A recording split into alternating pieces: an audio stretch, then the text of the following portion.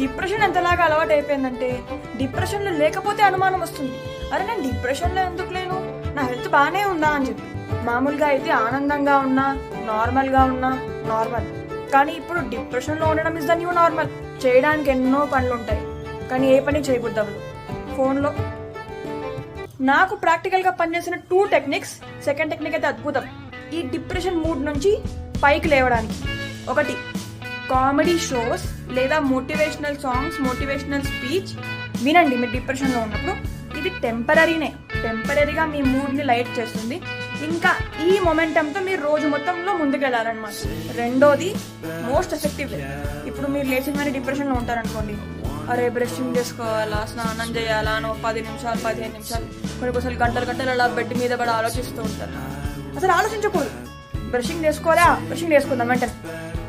ఆలోచించి చెయ్యాలా వెళ్ళాలా అని ఆలోచించడానికి టైం ఇవ్వకండి. ఆ థాట్ వచ్చింది వెంటనే చేయడానికి వెళ్ళిపోండి.